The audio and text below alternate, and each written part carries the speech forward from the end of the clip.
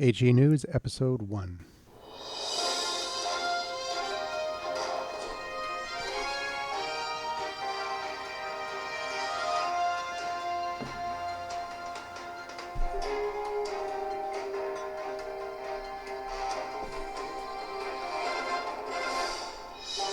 You're listening to Health Empowerment News with CROFT WOODRUFF.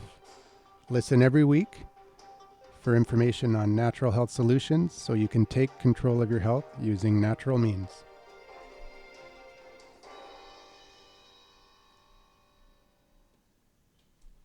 Welcome everybody to the first ever episode of Health Empowerment News with CROFT WOODRUFF. My name is Andrew McGivern and we're here in the Vancouver studios with CROFT. Hello, CROFT. Hello there, Andrew. It's good to see you. You bet. So today's topic for the very first episode is what the ancients knew that modern medicine has forgot. Well, I don't know how much modern medicine has really forgot. Sometimes I think it's deliberate, and I think this will kind of explain it. In 1915, in a lead editorial of the Journal of the American Medical Association, Dr. David Macht, an instructor in clinical medicine and a lecturer in pharmacology at Johns Hopkins University, wrote, and I quote, if the entire materia medica at our disposal were limited to the choice and use of only one drug, I am sure that a great many, if not the majority of us, would choose opium. And I am convinced that if we were to select, say, half a dozen of the most important drugs in the pharmacopoeia, we should all place opium in the first rank. Now, that's very interesting, 1915. And of course, when you go back into history, you find that opium has been used for a long, long time. Marvelous painkiller, but why did they change their mind? Why did they take a completely different tack about opium to the point that it's a pretty hard sentence if you're caught with the opiates, unless you have, of course, something that's been legally prescribed to you, such as a hydromorphone and many of its, copycats. But what is it? These are all patented drugs. Synthetic medications? They have been tampered with synthetically. And that's not to say that hydromorphone doesn't do what it is supposed to do. In fact, in the refining of opium into morphine, they have one particular compound that is so potent that it can, about something 1 to 3,000, 1,000 to 3 times, 3,000, 1 to 3,000 times more potent than hydromorphone. And they use that to put down, well, not to kill, but to put down a rhinoceros or an elephant to check them out, to tag them, to treat them if they have a problem or an injury. And that shows you how potent this really is. And of course, that amount would probably put a lot of people out of business permanently. But the bottom line is that you have these factors that modern medicine has demonized. And of course, we can talk about cocaine from the coca leaf. We can talk about cannabis. All of these have healing properties relative to what they are and what they can do. We can also look at psychedelic mushrooms, the so-called magic mushrooms. These things are all part of North American native lore. The cocaine, of course, would be Central or South America. Opium is something that seems to be worldwide anyways. Certainly in the 19th century, all kinds of syrups and elixirs contained opiates. And there seemed to be no problem with it. However, in the 20th century, all of a sudden these drugs are demonized. And I think it certainly corresponds to the rise of the pharmaceutical industry, from the advent of the discovery of aspirin and the patenting of it, and of course the patenting of many other drugs. And the funny part of it is that the opiates, the cocaine, and the cannabis, none of these have any of the side effects that the synthetic drugs have. Very interesting. we'll get more into detail on this in a minute, but there's a lot of listeners that I'm sure know you, but for the benefit of those who don't, obviously you are the Encyclopedia of Natural Health. You've had 4 decades in the natural health industry, running your own natural health food store. You've been on the radio for 10, 15 years. Yes. A few years ago, you were given an honorary doctorate in philosophy from the Naturopathic Society of Quebec.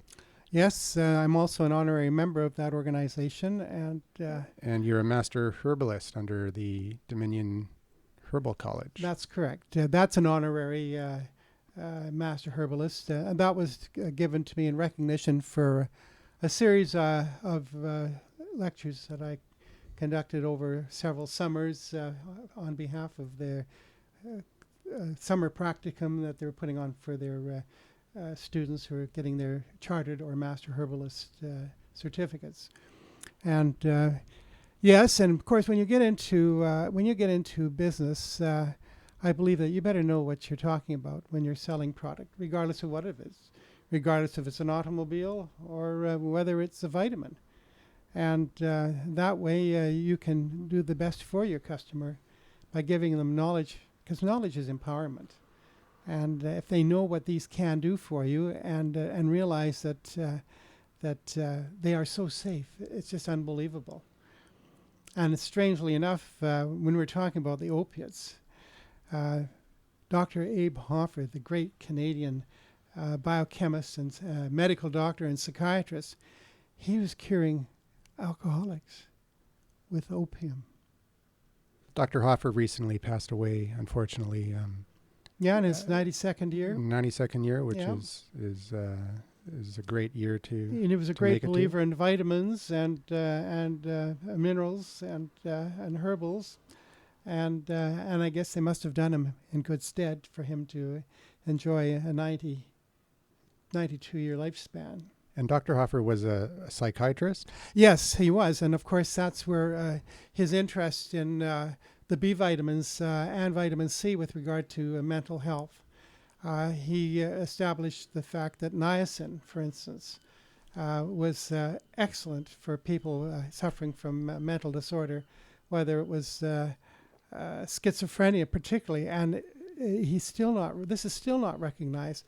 I've crossed words with physicians from the University Hospital or the University of Medical School here in British Columbia, and they just don't know what they're talking about. They say, oh, it doesn't work, or it's toxic, hasn't been proven. And when you ask them, well, have you tried it? No. Well, then you don't know what you're talking about. And I've seen some marvelous turnarounds. People follow this, a medical doctor who knows the work of Dr. Hoffer, or a psychiatrist who knows that. And there are a few around, but unfortunately few and far between. A person doesn't need to be hearing these voices. A person doesn't have to be getting paranoid and or going into fits of depression and all the various aspects that can be problems with mental health. And of course, we've seen the work of the group with the EM Power Plus, True Hope, and the scandal of the federal government trying to shut that down when clearly the studies were showing that it works, and they were so frightened that they actually shut down a study at the University of Calgary. And who are they serving? These bureaucrats. And unfortunately, some of their political masters, obviously Big Pharma, because some of these psychiatric drugs are hundreds, if not thousands of dollars per treatment. And niacin does a marvelous thing for a few pennies a day. Well, True Hope did an economic analysis on how much their product has saved the Canadian taxpayer, and it's in the millions. Yeah. The government wants to save money on health care, and if our friend across the border, President Obama, wants to do something about health care, they should embrace natural medicine. They would soon find that they'd be well on the way to seeing that every U.S. citizen was getting the kind of health care that they need. But the same goes for Canadians. We think our health care is pretty good, but there's a lot of flaws, and the biggest flaw of all is the attempt of the pharmaceutical and medical establishment to try and shut down the natural health industry.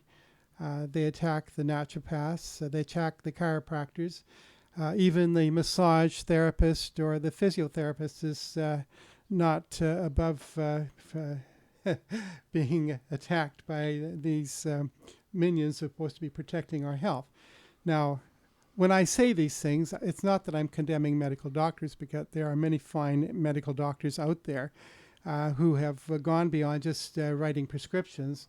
They really get into what their patients' problems are, but they use vitamins.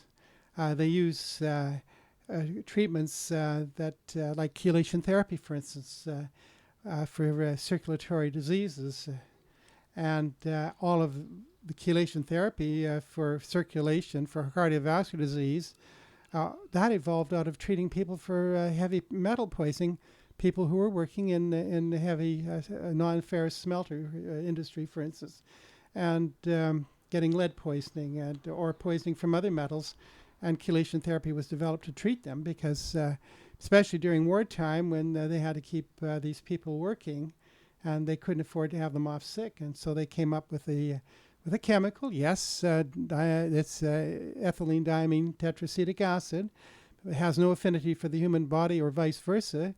And while it's circulating through the whole body, it picks up toxic minerals that we don't need, like lead and mercury, and too much copper, maybe too much aluminum, too much calcium for people who are suffering from hypercalcemia, and so on, people who've got calcification in the arteries, all of these things respond to this treatment.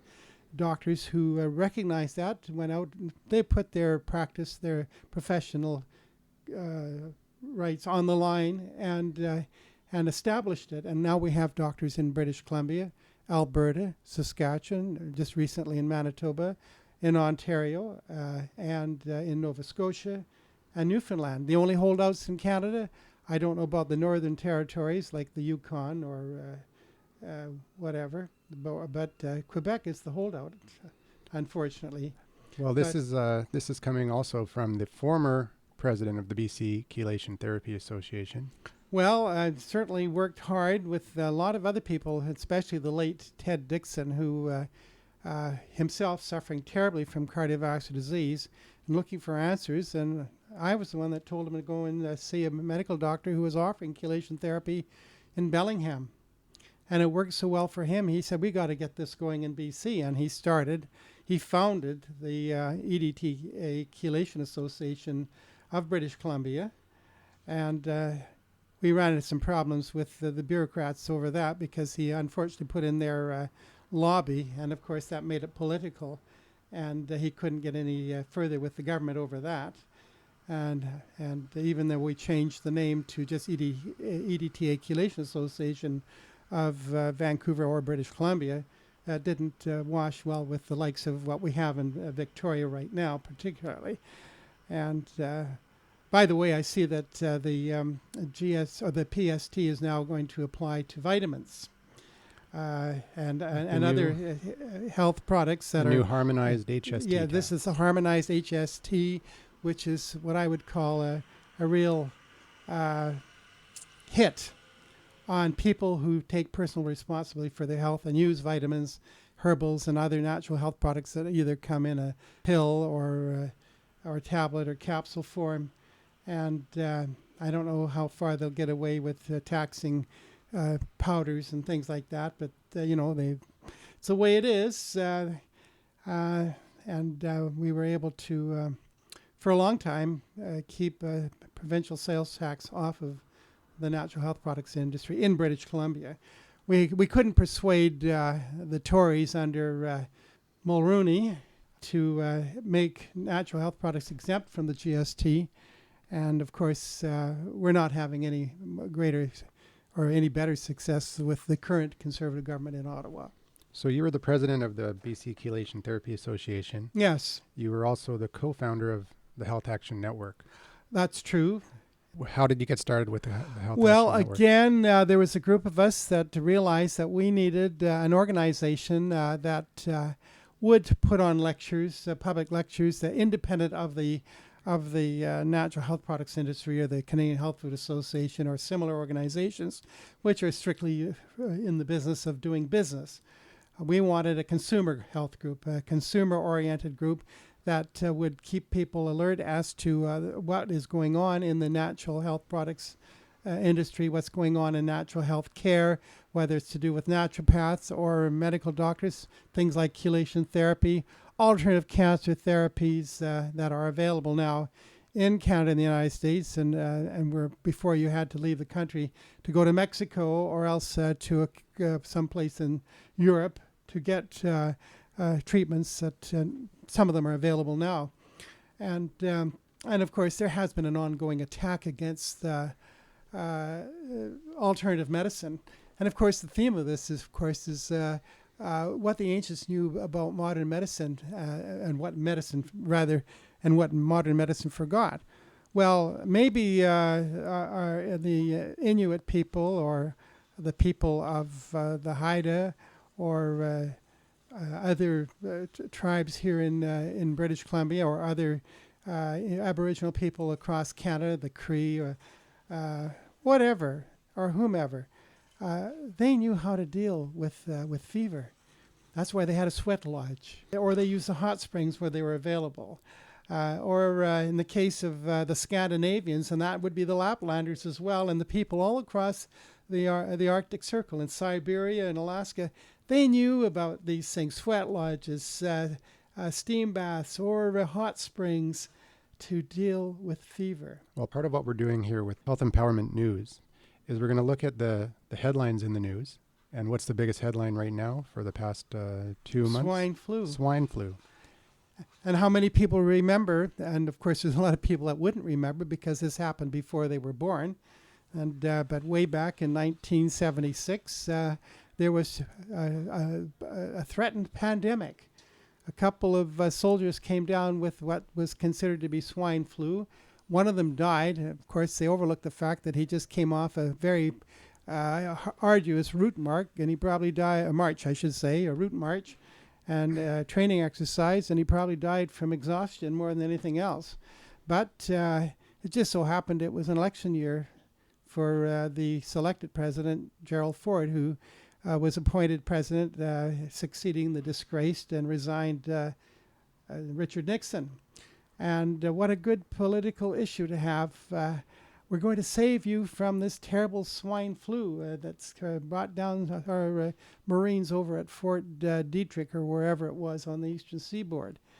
And so the Centers for Disease Control, they cranked up. And in the meantime, there was a gentleman by the name of John Anthony Morris. He was the chief microbiologist of the U.S. Food and Drug Administration, an expert in virus and viral disease, and he said there isn't going to be a pandemic, and if there was, the vaccine they have developed wouldn't stop it anyways, and in fact would do more harm than good. For his efforts, he was fired, and his laboratory was dismantled. Ongoing experiments were smashed, and that was the end of that for him.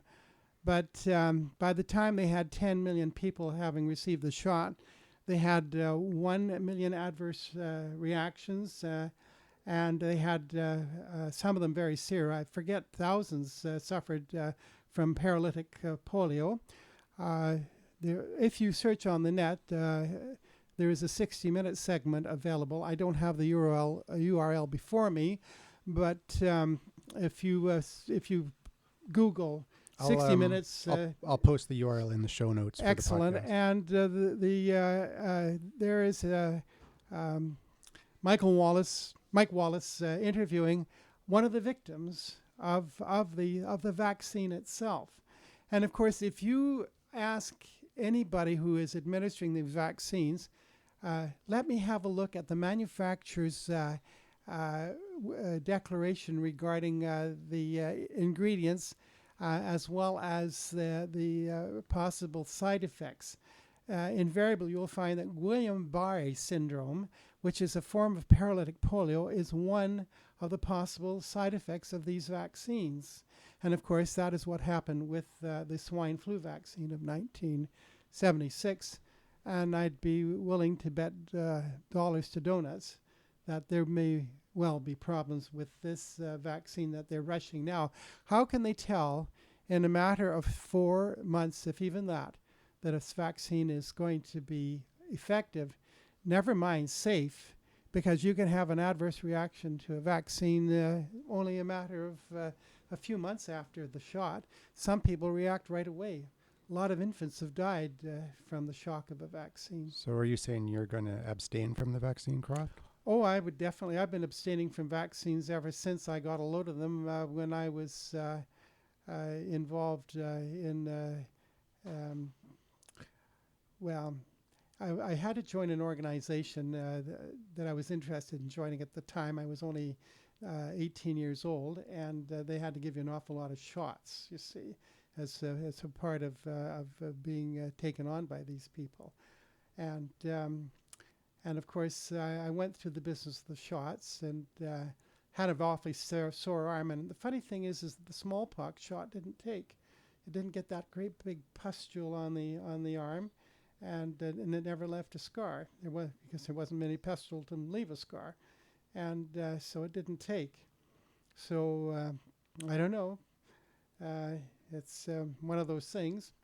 And however, I think that because of all those shots, I have certain issues of health that I'm looking at now, and I'm looking back, and I'm just wondering if some of those shots might have had something to do with it.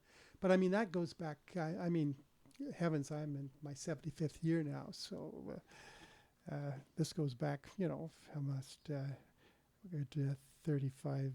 What am I saying? 50 years, anyways.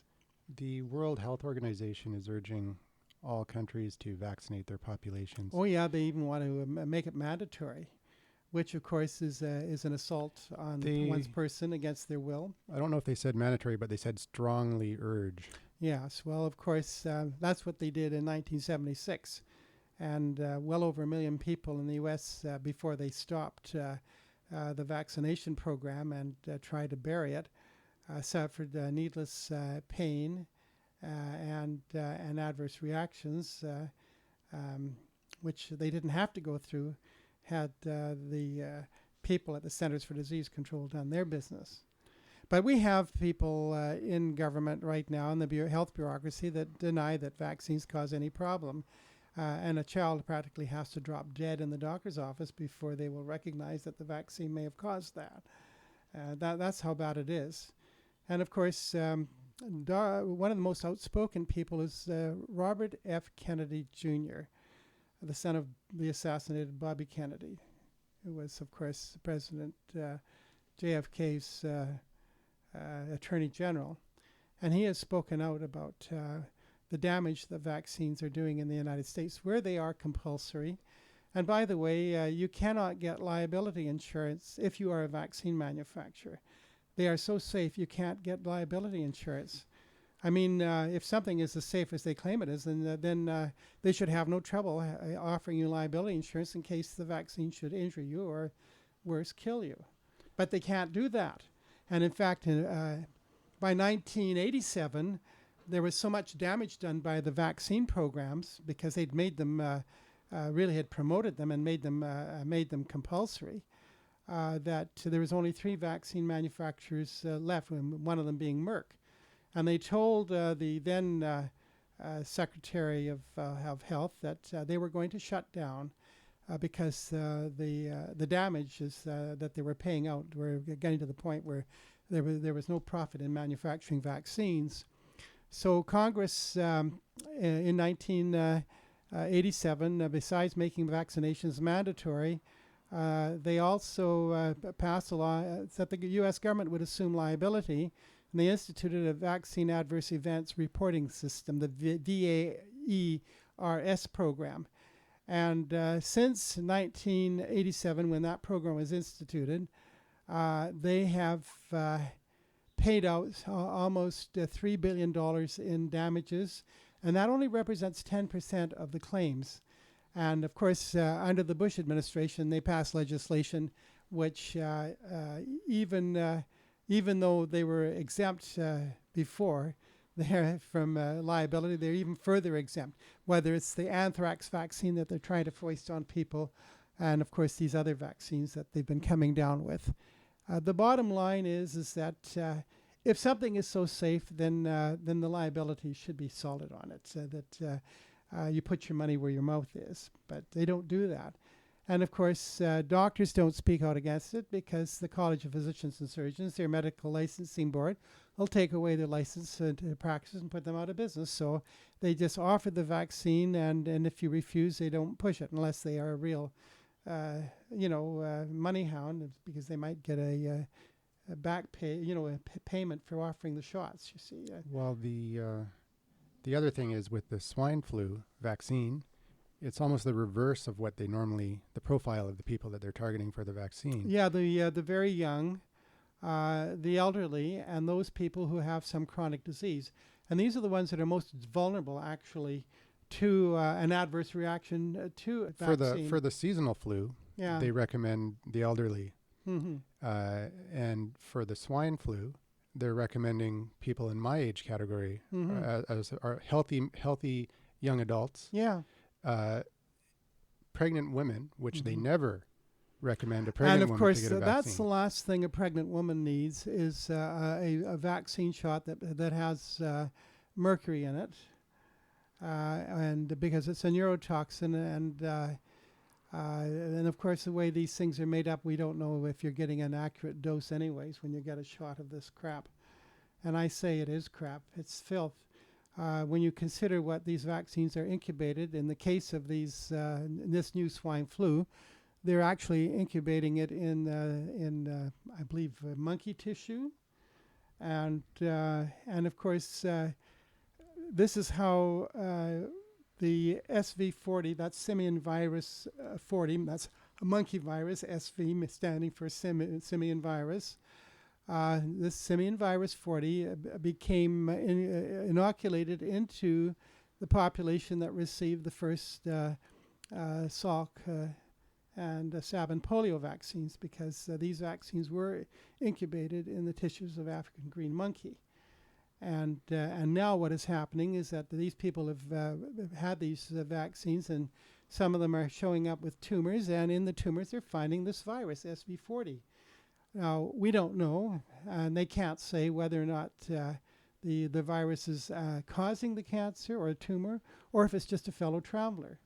I mean, where else are you? Just like the flu vaccine, we talk about bird flu, for instance. We talk about it. Well, public health talks about bird flu, and they've been talking about a great bird flu pandemic, which hasn't manifested it yet. It's supposed to be from wild birds. But where do they incubate the annual flu shots? In birds' eggs, chicken or duck egg or embryo. Where else are you going to find bird viruses but in duck egg or chicken egg and the embryo of those birds? I mean, it's absurd. And because of this stupidity, their filtration isn't that great that they can catch all these viruses. I mean, when you consider what we hear about what HIV can do, these viruses are pretty clever, and I think they need to be a lot more careful with what they're doing. In terms of vaccinology. And then, of course, I have a real issue, because we were talking about how the Aboriginal people of all continents used the old technique of feeding a fever, that is, keeping the patient warm and well hydrated and well nourished, a cold compress over the forehead and at the back of the head to prevent convulsions, and that's how they would deal with a fever. That's what many of the old shaman of times past and the herbalists, they all knew this.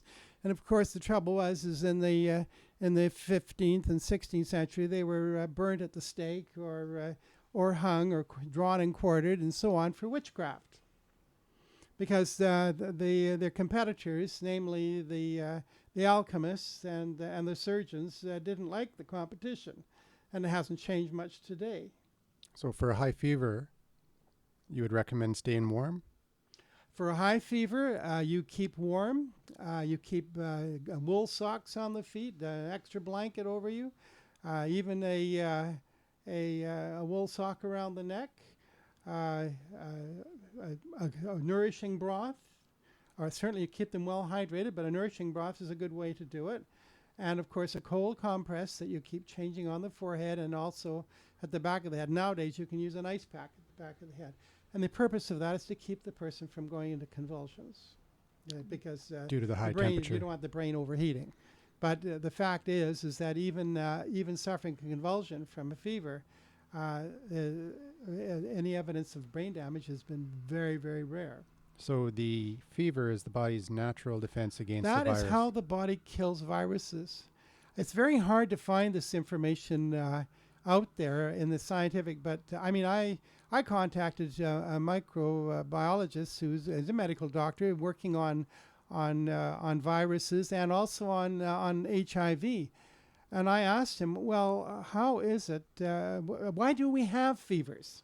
I mean, I knew the answer already, because viruses can't replicate at body temperatures in excess of 102 degrees Fahrenheit and about, I guess, 98 or 98.5 degrees Celsius. They cannot replicate. And that's how the body gets rid of viruses. You have neutrophil phagocytes.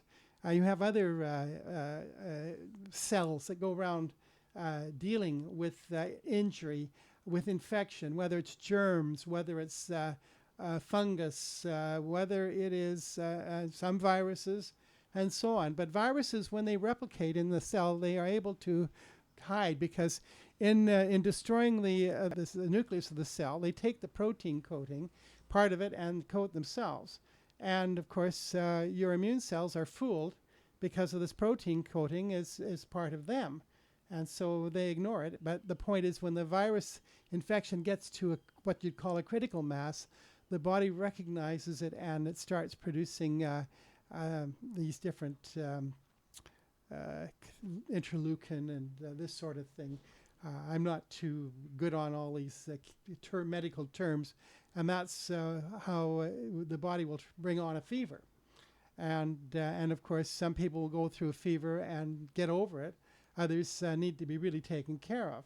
Unfortunately, if you use a fever-suppressing drug like Tamiflu, and we've seen deaths of 50 children or our juveniles in Japan a few years ago who were treated with Tamiflu, I think that would be the worst thing you can do. And of course, Relenza is its inhalant version.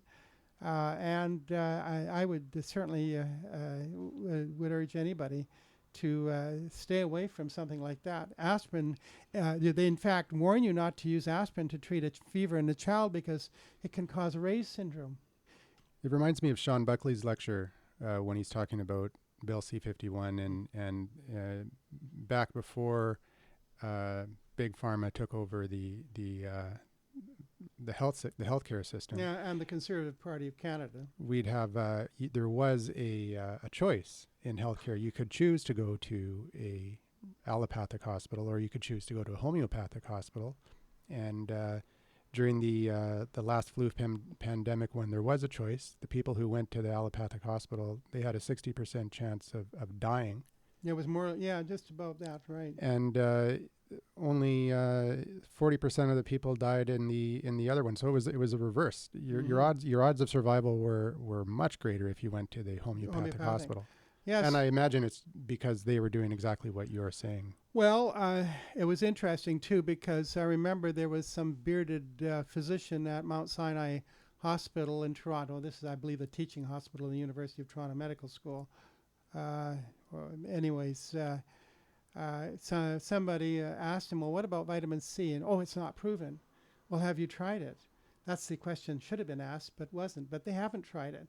Because right here in the lower mainland, I know doctors that use vitamin C to treat viral infections quite successfully, eliminating hepatitis C. It's a matter of record in the scientific journals, how effective vitamin C, even orally, is a potent antiviral agent. Vitamin D3, which you can pick up over the counter in health food stores, vitamin shops, as well as pharmacies, is a very potent antiviral and a powerful immune booster. Vitamin D. For years we just thought, for the healthy bones, the sunshine vitamin. But by the way, in sunshine itself, besides supplying us with the ultraviolet B rays that are the rays that are responsible for us being able to make vitamin D on our skin. The sun's rays are antiviral in their own right. Viruses cannot stand sunshine. They can't stand heat. They can't stand oxygen. Hence, things like hyperbaric oxygen therapy is great for viral infection. Ozone therapy, hydrogen peroxide as a disinfectant. I mean, I could go on and on. Even good old acetic acid in the form of vinegar, whether it's apple cider vinegar, whether it's raw or pasteurized, whether it's even good old Heinz white vinegar. These are powerful antiviral agents. And of course, but you boost your immune system. First of all, get off the sugar trick. You know, for every can of soda that is sugar sweetened, whether it's good old glucose, cane sugar, or fructose, for every teaspoon consumed, your white blood cells are shut down at the rate of 50% for a 5-hour period. So the average can of pop probably could run 8 to, depending on the brand, 8 to 10 teaspoons of sugar. And so that means 40 to 50 hours of reduced immune function by 50%. 50% of the neutrophil phagocytes, and they comprise about 60% of your white cells that roam around in the bloodstream looking for trouble to clean up, whether it's germs, whether it's traveling cancer cells, so-called metastases, or you know, I mentioned fungus, anything like that. Or if there's an injury, to clean up the dead cells and the debris. When you see pus in an injury, those are dead white cells that are there, have been there they've sacrificed themselves to help protect you. But here you are taking a soda, which is loaded with sugar, and you're putting these cells out of business for as much as 50 hours, or worse if you have a couple of cans. And what about those huge king size that people guzzle down? You know, this is unbelievable. There are 3 references in the scientific journals. The earliest one is way back, I know, 1959 or and way back in that era, and it was done by 2 physicians. One of them, Dr. Emanuel Churaskin, who founded and headed the Department of Oral Medicine at the University of Alabama in Birmingham. And he and his colleagues used medical and dental students as guinea pigs. And they established this fact, this reduced immune function. And of course, the medical students and dental students, they got a pass for participating in the study, for being volunteers. Nobody suffered for it, but they were able to establish that you have reduced immunity when you have this type of high sugar consumption. The one sugar that was exempt from this effect was real maple syrup. Real maple syrup doesn't have that effect. Honey does, and of course cane sugar, fruit sugar. Well, maple syrup doesn't spike your insulin levels nearly as much as honey. That's right. And sugar. why? Because in maple syrup, you've got minerals, and you've got other nutritional factors, including B vitamins, that will also have a positive effect on immune function. So it's a balanced sugar. Yeah, that's it. But a can of pop is the obvious example, but some people don't realize that even if you don't drink pop, you're getting high fructose corn syrup, you're getting sugar in almost everything that you can buy in a grocery store. Yeah. Anything processed, anything that comes in a can is loaded with sugar. Absolutely. And of course, the late, can't think of his name right now, but he was the head of the Department of Nutrition at Harvard University. They called him the cornflakes doctor or cornflakes professor, because he was a great defender of the use of sugar, whether it was in canning or fruit and vegetables, or whether it was in cornflakes and processed cereals. He had no problem with that. Anyways, probably a name that's best forgotten in the medical literature. It's a great embarrassment to the dietitians and nutritionists who've had anything to do with the Harvard School of Nutrition. Well, the food supply has degraded in the last 50 well, years. and of course, agriculture itself is degraded because they've got away from the traditional methods of farming that that we learned way back after the plague, because with the European population was growing and growing, but the farmland got worked out, and so a great plague came along, and it was probably because of nutritional deficiencies, because the nutrition wasn't in the food anymore, and the result is that I guess tens, if maybe hundreds of thousands of acres of former farmland went fallow for well over 100 years or 150 years. And as the population came back and started growing, more farming had to be done, and they opened up these fields that had laid fallow for so long, and they were getting quality crops. And a few people realized that, hey, you've got to rotate the crops and give the land a rest. And then, of course, along came the business of recycling, organic matter and putting it back into the soil, and the so-called green manure, growing alfalfa and plowing it in, and so on. Rotating the crops. That's right. And then we have the great work of the agronomist, Sir Albert Howard, who worked on these great estates in India during the first part of the 20th century. He wrote a book called An Agricultural Testament. Albert Howard. If you can Google it, and you will find it on the net. And he proved, for instance, that hoof and mouth disease is a nutritional deficiency disease among cattle. His cattle, on the estate that he was working, they were so prized that the Hindus, in celebrating their religious holidays and such, they begged to have his cattle in the parade, because, of course, as you know, with the Hindu religion, the cow is sacred. And these beautiful, healthy animals, they loved having them in their parades, their holiday parades, their religious ceremonies. And yet his cattle could rub noses with cattle in the next estate that had hoof and mouth disease.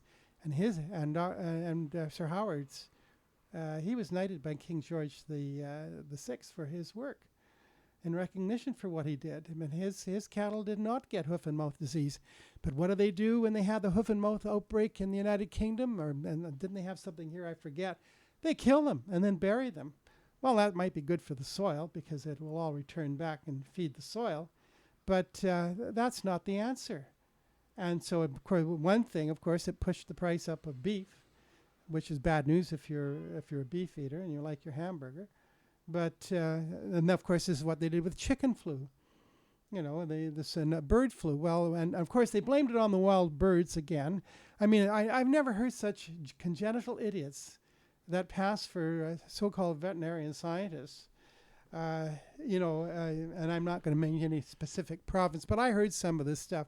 They were blaming the ducks and the geese and other wild birds flying over these egg farms, or the chicken farms, where the chickens are tens of thousands of birds undercover.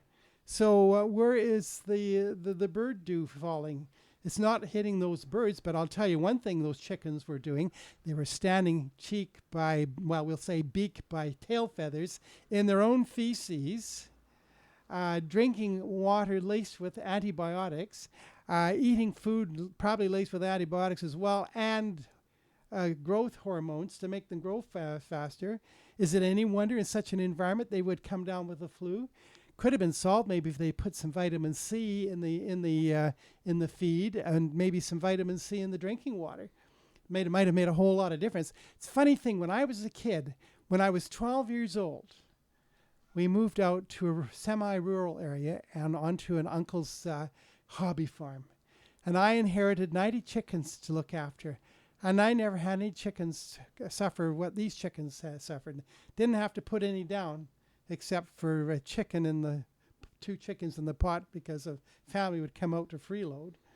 Well, what you were talking about was it was a response from the big agri industry. Mm-hmm. They were complaining that open, free-range, organic chicken farms were dangerous because they were exposed to wild ducks. Yeah, and they weren't. Not one of the of the organic birds that had access to outdoors and outside pasture came down with anything. And it was the agribusiness chickens that had the chicken flu or the bird flu. They were the ones, and they killed them all. And they were so arrogant. They were going around telling people they'd have to kill their exotic birds, like these, very rare breeds of poultry. The Japanese silkies and the buff Orpingtons and things like that. Birds you never see anymore, and it's just unbelievable. And of course, even parrots weren't exempt either. They wanted to kill them too. Just absolutely insane. But then that's modern medicine. If they can't cure you, they're going to kill you. Well, that's iatrogenesis, isn't it? Well, yes, of course. That's what iatrogenesis means. Is the disease is induced by the physician. Also, of course, people say, well, is there any scientific evidence to back up what I've been saying? Well, yes, there is. I've cited the work of Dr. Taraskin and his colleagues at the University of Alabama Department of Oral Medicine, and their School of Medicine in Birmingham. But someone like Jonathan V. Wright, and that's W-R-I-G-H-T, who is in, I think it's Renton, Washington. Mm-hmm. When I first came across him, and this goes back so many years now, it must be about a good 40 years, Dr. Wright and his colleague at that time, his name escapes me right now, but they were at the University of Washington Medical School. Wright, by the way, is a Harvard-trained physician. But he and his colleague, they went through the medical journals.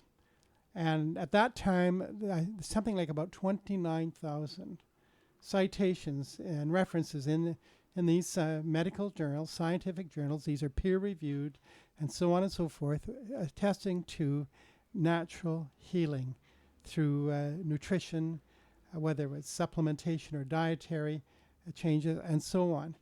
A few years ago, when we had Dr. Wright here in Vancouver talking about giving a lecture, of course, he was giving a lecture on our behalf when we had a convention in Richmond at the Richmond Inn, and we had a beautiful turnout. Over the 3 days, we must have had about 1,600 people show up in total. In any case, I asked him, I reminded him about what he and his friend, Dr. Alan Gaby, had found when they were at the University of Washington. And he said, well, it's probably about 3 times that amount now. And of course, he has a newsletter, and his clinic is doing great work. And of course, he's a classic example of how Big Brother, big government, is trying to shut you down because Big Pharma doesn't like what you're doing. Well, he was rated by the FDA. He was rated by the FDA. Imagine, here's a doctor and his colleagues running a clinic. They've got people in the clinic receiving various forms of treatment, and in comes, the doors are kicked in. All they had to do was knock on the door and to be let in. Sheriff's deputies and FDA agents wearing flak jackets and carrying guns, brandishing them, terrorizing the patients, and seizing everything. And of course, the end result is that the FDA agreed that it was wrong, and Dr. Wright agreed that he'd drop the liability suit that he had against them, because they didn't like what the publicity would be when it was coming out in the suit. It was pretty rotten. And so he's been left alone pretty well. But other doctors since then have suffered similar fate.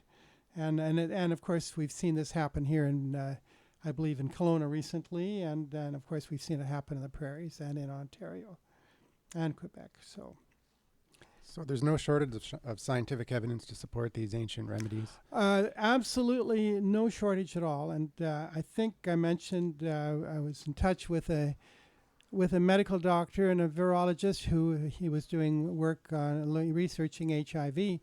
And I asked him why. I asked him, why is it that we get fevers? I wanted to see if he knew. And he said, to kill viruses. Of course, I already knew that, but that was the answer I was expecting to hear. But this is the question I then asked. Why does that not apply to HIV? I've yet to receive an answer to that one. And that's the question that we will be focusing on, I'm sure, in future episodes of Health Empowerment News. exactly. So we're getting close to the end of our time here. We'll be back next week. Any topic you want to talk about next week, Croft? Oh, I'm sure we'll have an update on the swine flu, which I think is going to be an impending fiasco.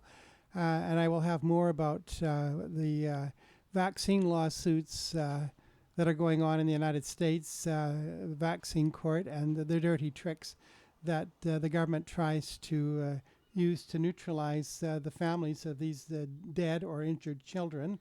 And of course, people wonder why CanWest, for instance, editorializes against those who question the safety of vaccines, but doesn't tell you the other side of the story, that in fact millions of dollars have been paid out in these vaccine court injuries cases to the families of injured or killed children. And so I have absolutely no respect for CanWest as a news source. And I see that they've had to close down their television station in Victoria, Check. Channel 6. So I'm not exactly weeping over that. I'll give them an offer, like we'll take it over for $6.